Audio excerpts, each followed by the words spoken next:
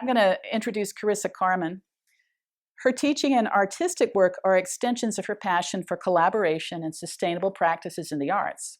Her most recent project, Caravan, was a collaboration with 20 university students to design and fabricate a large-scale natural dye fabric chandelier installed in a public performance venue at the 2015 Lotus World Music and Arts Festival in downtown Bloomington, Indiana. Caravan was part of her work in Colorfield, a partnership with IU's Hilltop Garden and Nature Center, and with textile artist and indigo grower Roland Ricketts to cultivate color and community by growing natural dyes. She has also collaborated on the New York-based WaterPod project, an ecosystem and domicile constructed on a barge that traveled to ports throughout the city, providing access and programming as an event and education site. As an individual artist, Carissa has exhibited nationally and internationally, and she's currently a professor in textiles at IU Bloomington. Hi, everybody. I haven't done an Arts in the Park project before, but I know Luann from Bloomington, Indiana, where I teach as a professor in fine arts textiles, and I really don't like being a solitary studio artist. I've never been, and I'm just going to kind of go through a little bit of my practice, which is kind of a combination of a lot of things. And I'm going to kind of use some images and some of the projects to kind of show you how I use sight as sort of like a creative venture in my art making and in my teaching. And so as I'm kind of starting, this is kind of my thinking. As you can see, it looks a little bit chaotic, but it's always flowing, meaning everything always connects to the next thing. So within this, there's a lot of containment. So with textiles, I see as craft and making, the handmade, really getting your hands into it, which then I think relates to cottage industry. Cottage industry flows into DIY, learning how to do everything yourself, which then kind of jets you forward into being a pioneer. That lends itself to low toxicity, sustainable practices, which then requires more skills and more technology, which then forces you to seek out collaboration. That collaboration can jet you out into conceptual practice, which can both streamline you into fine art or slight absurdity, which the absurdity can take you back to sight, which brings you back to portability, which we talked a little bit about with permanence, that then brings you back to material knowledge, which then continues the flow again. And I just wanted to show a picture of my studio practice. That's not too dissimilar to my chart, which means that I'm thinking about a lot of things all the time. But what I am really passionate about is I think everything connects. I think that table connects to what I'm doing on the next table, to the next table. So I really like to think compartmentally, and I believe that they all flow together. I just had this really nice, this is a PDF that I sent Luann to send you. It's from Making Your Life as an Artist.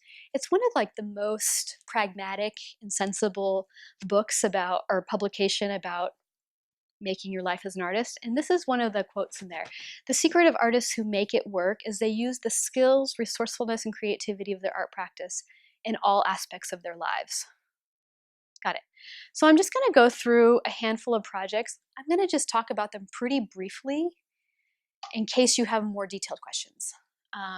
But when I'm outlining these projects, the name of the project is on the left. For instance, the first one is Caravan, and then the collaboration is second, because I feel like those projects were really specific to a collaboration of some sort. And similar to what the projects for the parks is, a project that you develop here in relationship, in collaboration with the park. So Caravan was a collaboration with the Lotus World Music and Arts Festival, which I'll show first. And I'm just going to show, this is how I first started working with sight, which is a project I did over 12 years ago.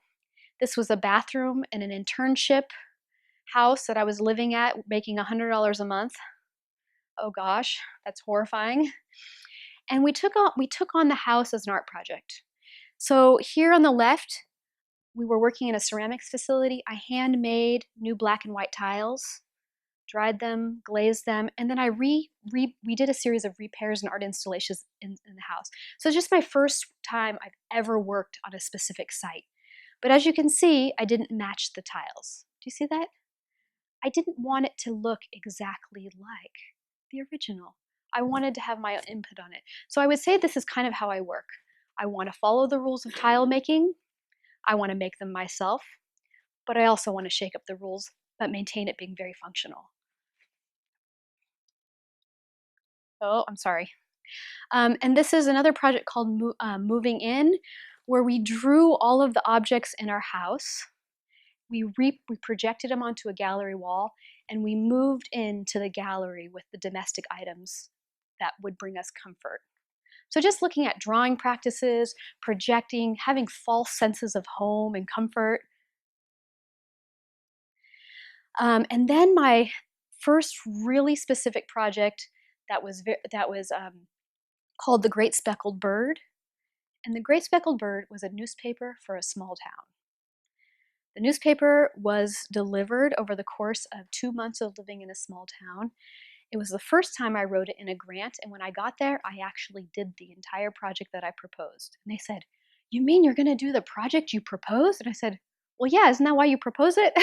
So they were kind of surprised, but the strangely enough, but the newspaper was a way of connecting the artist community living in the small town to the local community.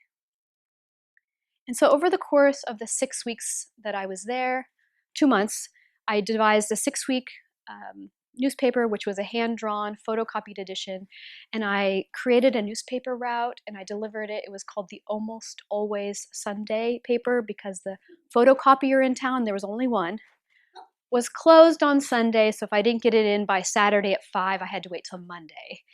And so what I did is throughout the town is I was really I took the role of being the newspaper printer, but also the researcher of the town. So I would talk with people, find out new stories, lores, feature small businesses, go to all the local events in town because I had to feature them in the paper, talk to people that were fishing, talk to people that were climbing up mountains. Somebody spotted a bear in the town, big news. Things that were being baked in the town. Someone had a party that they wanted to talk about. So I would just try to feature what I thought was local news to everybody. The goal was everybody likes news.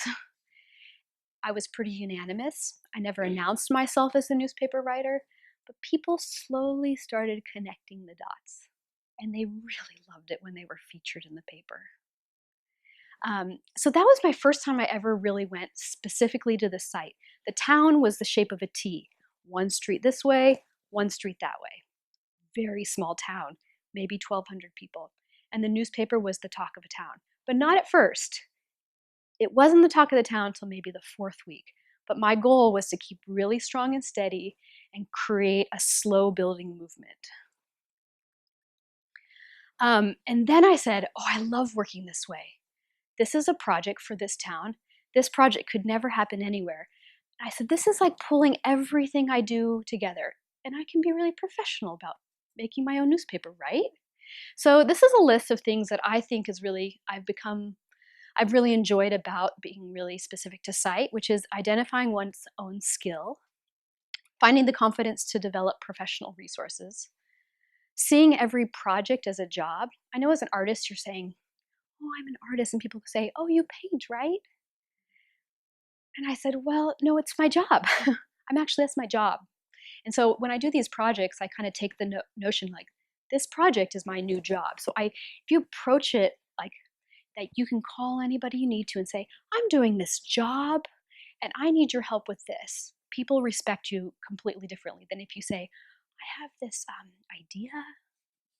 So the approach of like taking this project as a job has really been helpful for me. Mapping out how each site provides logistics and using those logistics as parameters. Also the ability to creatively solve a problem, which I love to do, which is why I also want to be a pioneer in DIY. So looking at how I can always solve. The problem I was solving with the newspaper was that the artist community didn't talk to the locals. So the solving was trying to get them to mix.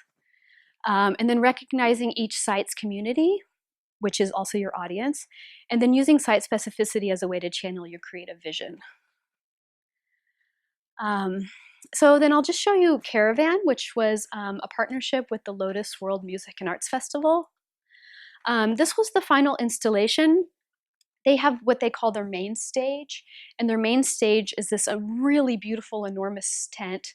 This is the entrance to the tent. The stage is at the end, and I worked with two semesters of students to create this fabric chandelier. Now, what you might not be able to tell is how big this is. It's 24 feet by 16 feet deep. And I have this little chart that I made. I won't go over all of them in a lot of detail, but what I did realize is all of my projects take on all of these 4 details in some way. They always consider the audience. They always consider some sort of really distinct parameters. They always have to have some sort of support other than myself. And they always are collaborating with somebody. So for the Caravan, the audience was festival goers and musicians. Now, what it doesn't say is that festival goers are from all over Indiana, all different age groups. The parameters were, we had a very specific budget. I had to figure out a way to get the project to fit into my regular student curriculum. Like, I still had to teach the students how to do natural dyeing, but I kind of had to change the rules a little bit, kind of like tiling the floor wrong. And also, it was summer season, was peak season for harvesting natural dyes, so I had to work around the time parameter, which means I had to have a summer class. And then what natural dye colors were available. Now, the support was from volunteers, the students that I had in both a summer school class and in the fall session. Also, I had an assistant in textiles that summer. I never get an assistant for the summer. I just so happened to have an assistant to do a lot of helpful work. And then I also had a fabulous woodshop technician who wasn't that busy over the summer. The collaboration was with Lotus World Music and Arts Festival and a deep collaboration with the students. Our goal was to create a collective working environment where all of the students could feel like they have contributed to the design, creation, and problem solving of a large-scale installation. So my goal was not to say, this is my project. The goal was to say, hey, this is going to be our project. You guys design it. I'll help make less problems for us, potentially. The Lotus Music Arts Festival had a large exhibition called Seeing Red, which was using all natural dyes, natural red dyes. So that was kind of the impetus. I said, if you're going to do a red-themed Lotus, I can do red theme. It doesn't have to be the same red theme. I can work off of that. So it kind of gave me a framework. I said, I love red dyes. Let's figure out a way to make red dyes really more interesting. And then this is natural dyeing. I have a list of some of the dyes that we use. I grow natural dyes in our campus garden. This is marigolds, and this is madder root. So looking at, we actually got in there, we were brewing natural dyes with the students. Now, I do have an amazing textile studio. So this was something that could only happen in a textiles course on this scale. Now, the students' job were to create their own colors. I wasn't going to tell them what to do. I said, you have to make a color that's in the lights, darks, or mediums. Go.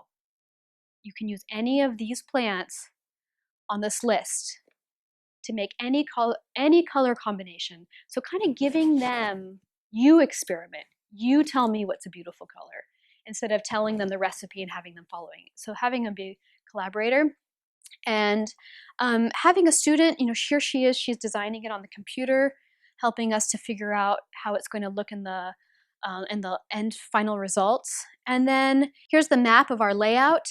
I had a student as I hired as a welder that fit into the budget, and we also we had the technical assistant. So we used the CNC router to do a digital file to actually create the arc, a very mathematical.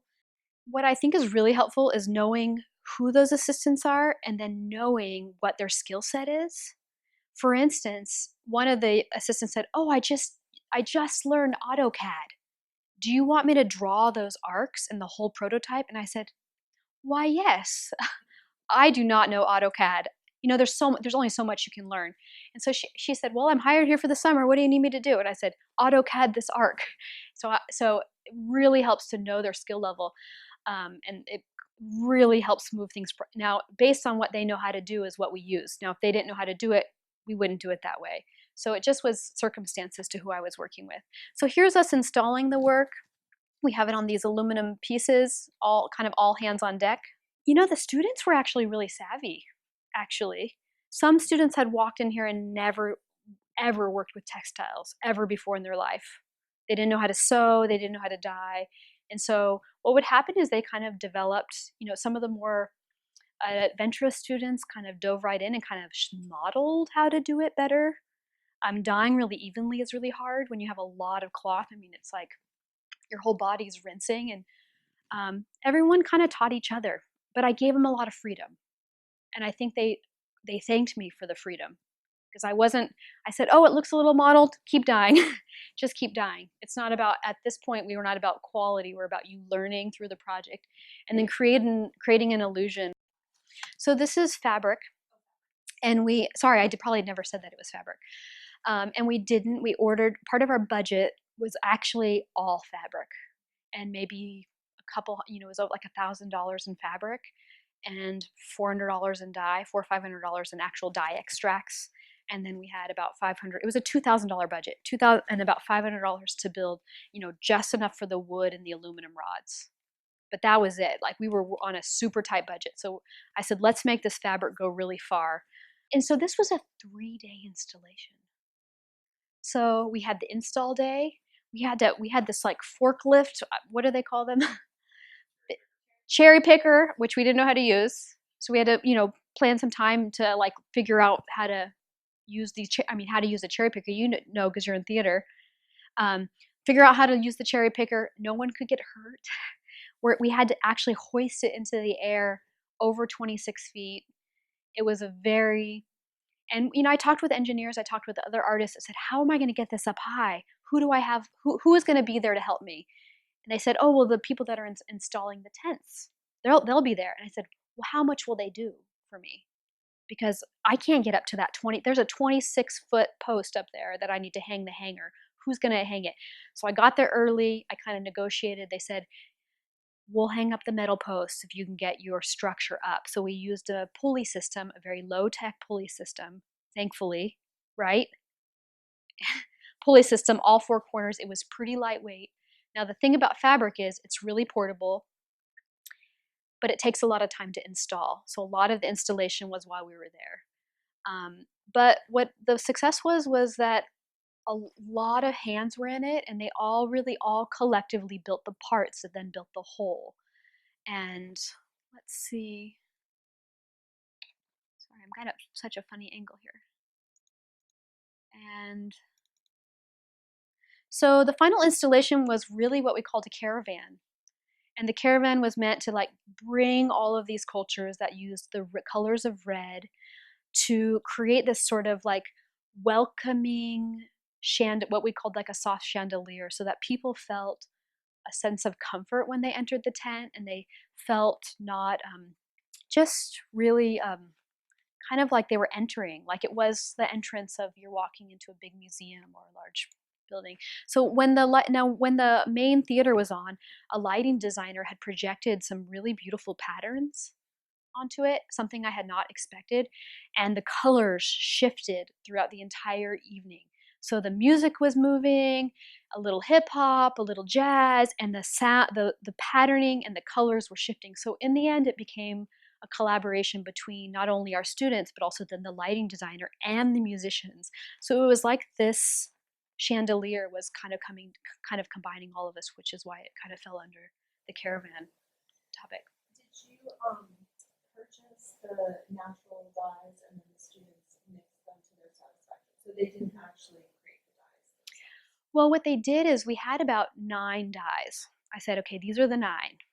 Now, we're going to start from light, mediums, and darks. So we have to figure out which are the dark dyes, which are the medium, and which are the light. Now, once you start mixing one dye, you can use it again, and it will dye lighter. So what happened is over the course of a series of weeks of dyeing, We just had lots of pots. This is the dark pink, this is the dark purple. Do you want to dip a yellow dye in a dark purple dye? What will happen? So what happened is they kind of started off with one color and then they started mixing. So some of these cloths were a combination of 2, 3, or even 4 dyes. So the more we dyed, the more interesting the colors got. So they mixed their colors. And then you mentioned that the materials for this installation were $2,000, but what would you say your actual budget was if you accounted for your time and this? I don't know if the students. You mean the were getting- students? Well, The students were learning how to natural dye, which was my teaching requirement. so They were getting credit. So, but if you had to price out a project like that outside of an academic environment and hire some of those skill sets, what do you think the real cost actually of an installation like this is? Including your professional expertise. Much more. I I mean, think it's but when $30,000 you to But when $40,000. you put it in an educational setting, I was getting paid to teach the class through the university. So what I'm doing is I'm divvying up the resources of this project to creatively make it happen. Oh, I think it's a perfect Right? strategy. Right? but I was like, for okay, this somebody is my outside summer that GA. environment, Yeah.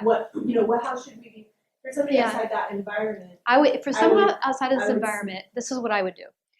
I would find a friend that knows how to natural dye, do a crash course in natural dye, budget all of the natural dye materials and the cloth, which are the most expensive by far, and shrink the scale of the project tremendously. I mean, we're talking like by only a quarter of this. Because this was over 1,000 yards of fabric. I'm sorry, not 1,000 yards, 1,000 feet, 100 yards of fabric.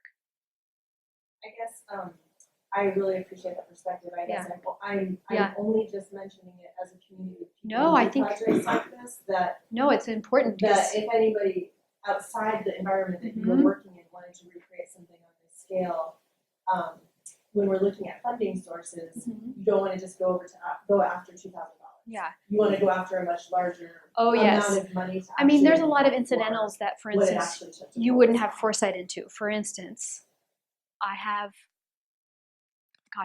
trying to count how many stove burners I have. I have 16 stove burners at disposable access. So what happens is if you have to budget into this project, you budget to buy 2 stove burners, 2 stainless steel pots, which are not cheap, by the way, especially when you want the big ones. And those are kind of a startup cost. Now with that startup, you can go anywhere. You could take that stove and those pots and those mordants and those dyes and that fabric to another park or to another park. You could take those, and so you only have that startup fee once. And so when you build, I think when you build in very small infrastructure like the stove, like the portable propane tank, and like the pot and the mitts so you don't burn your hands, and tongs so when you don't put your hand in the pot, then you have those to use in other places. But natural dyeing is a really amazing way of using resources. When weld was growing in the fields, we went out and lopped it off and boiled it down. When the students went to the grocery store and collected onion skins, they foraged them and they got this beautiful gold color. So it's just a really nice way of having them think about their resources at hand. So the fabric has been, half of it a student used for a very large project. We did a site-specific project in one of my courses, soft installation, and she made a 8-story long flag to be poured out of one of the what she thought was the most disenchanting buildings on campus. So she climbed up to the 8th story and laid down the flag, and she used a lot of this material for it. And Lotus also has a big chunk of it that they are using in their next project for the next year. Any other questions? When did this take place again? This was last Lotus Fest, so that was last September. What would you like? I don't know how you gauge community response, like at the event and afterward, how it affected additional art projects after that. Like, was there is there a measurable any sure, type of ripple sure. effect for community art in textiles or in dyeing? Like, would they do this project again? Yeah, like was there a response like should we have more art? Should we Well, do more? this is what I think is when I first started this project, one of the biggest details was make sure you can get this project from point A to point B without having to hire a moving truck, because you don't have the budget for a moving truck. So make sure it's portable. And so when I loaded this entire project into the back of my pickup truck, I just went like this. Yes. Now, when I got to the site, it took a lot. It was so compact that when we took it to the site, it took a long time to get the fabric laid out and to get it hung. So what they foresaw, and the mechanism to getting it up, so they said putting an installation 26 feet high is actually really difficult. And if in the future we will help you, for instance, get an engineer, or we can work with someone who's really savvy about lifting something, the weight of lifting something. To follow on to your question, was part of the development of this project and working with your partner, Lotus, was that after this installation, components of it would feed into future projects? Yeah. I mean, Yeah. that was Have a recyclability. yeah. I mean, an artistic reuse. I mean, was that part of the overall plan? I think they always. This is my third time working with Lotus on a community-based art project that I've worked with my students, and they always, because they're. Is it correct if I say they're a nonprofit? Oh yeah. Right, nonprofit. So in any nonprofit, everyone needs to be really resourceful, right? So, and I know working with some of their volunteers, that the creative reuse of the materials is always high on the priority list. So with something as simple as fabric, it was like, whatever you want to do with this in the future, costumes, masks, flags, overhangs, whatever you can think of, it will hopefully be repurposed. What was going to happen with it, we may not know, and they may not repurpose it this year, but they may repurpose it in the following year, and that is all great success. So that Somebody can buy your installation for $3,000 and put some money back into your yeah, budget I to mean, take this- I don't do it to sell it. Well, I'm just saying, You know what, it's it's like, like- it would be an easy project But for I see- someone in this room to Yeah, say, well, you have an existing project, your installation is Yeah. finished, let's take a portion of it, put some money back into your pocket Sure. and use it to take in the park, into Sure. the parks environment, Absolutely. given just all of the incredible work that Sure. went into it.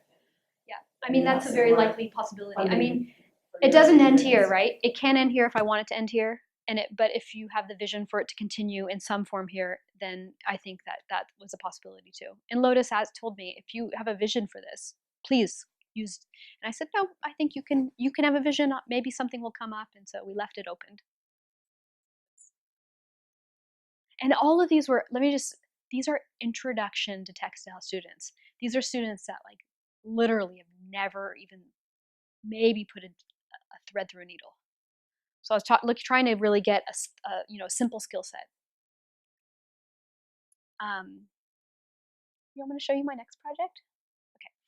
So the next project was, I hesitated to show you because it's like such a huge project. It's an artist, Mary Mattingly. She said, I'm going to create this entire village on a barge. Now the barges are the shipping,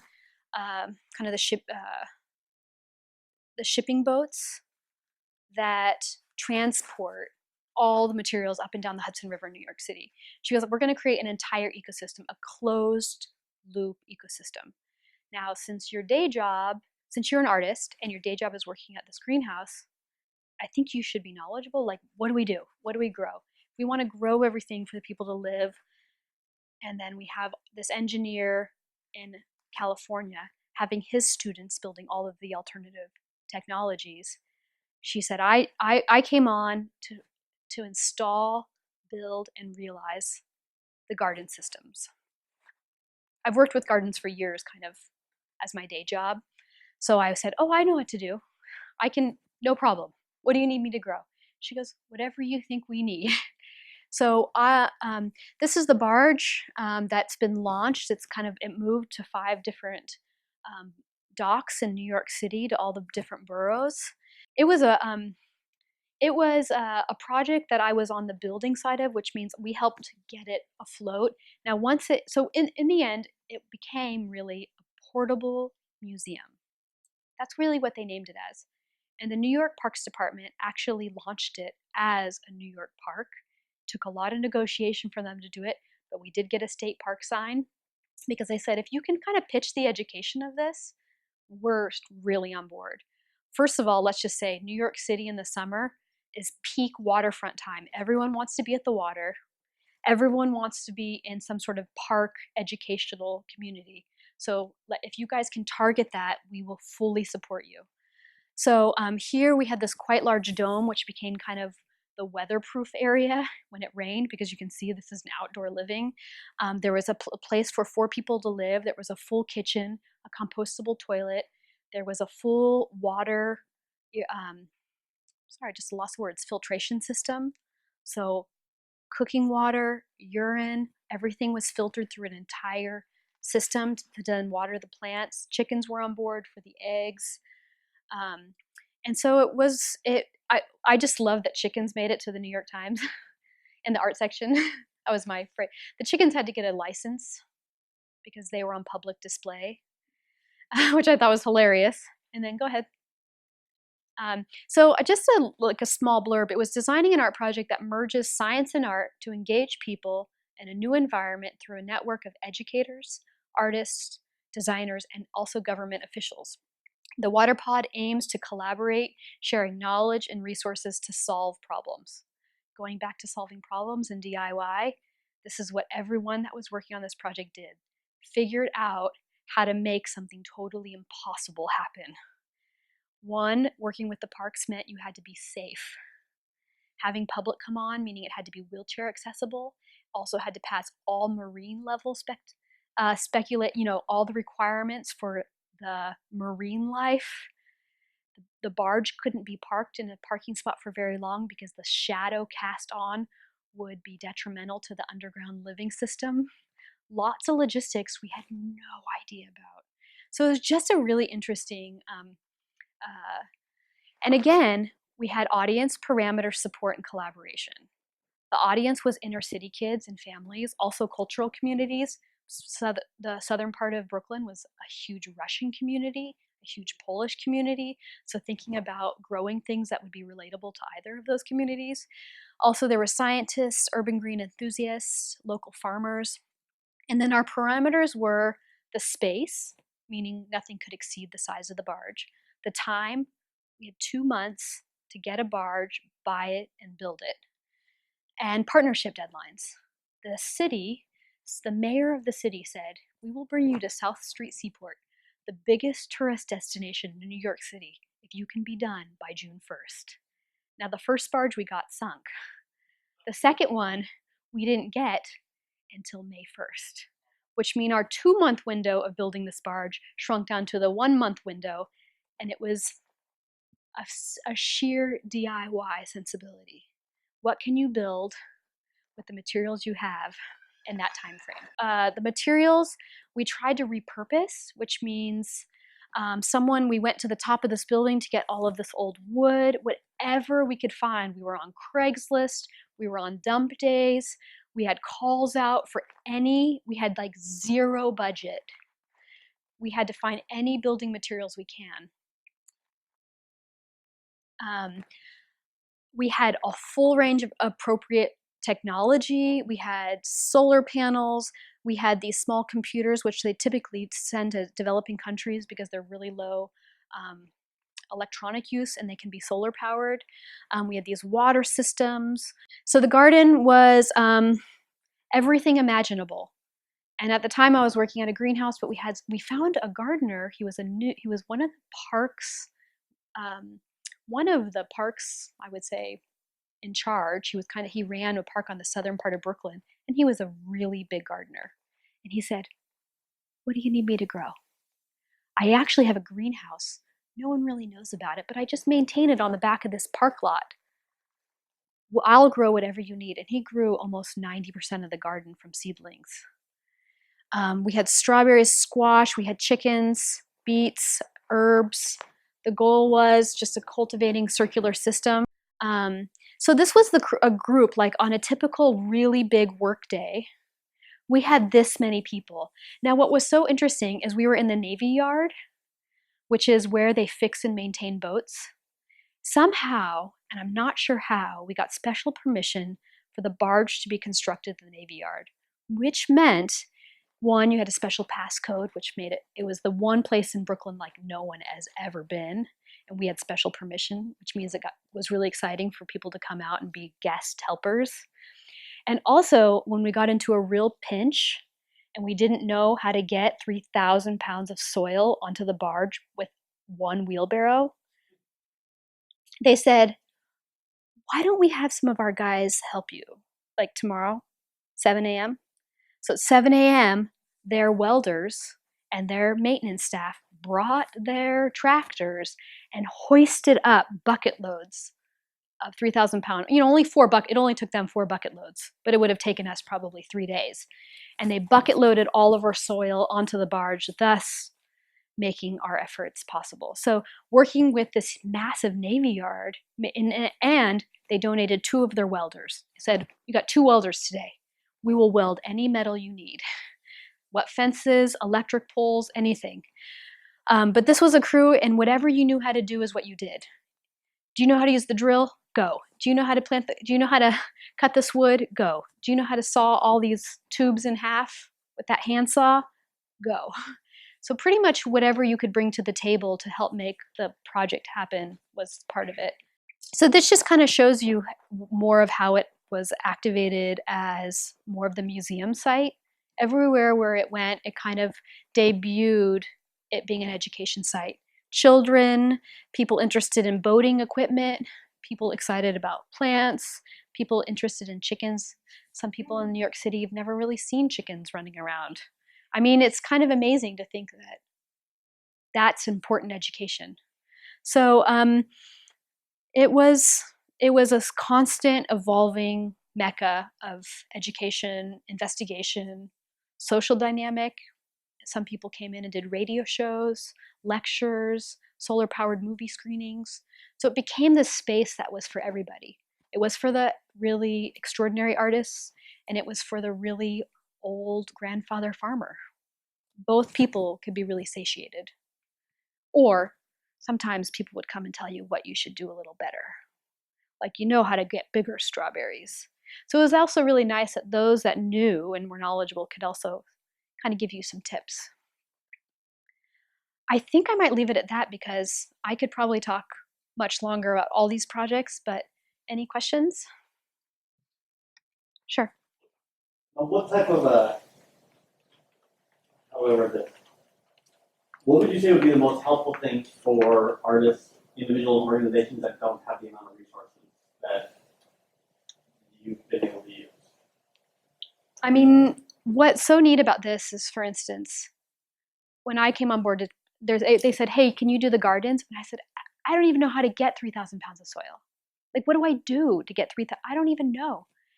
I mean, I'm just an artist. I just work in this little greenhouse, and it's, $21.99 a bag. And so they said, oh, well, why don't you just call the woman that runs the parks department? And so I went, oh, you think I could just call her?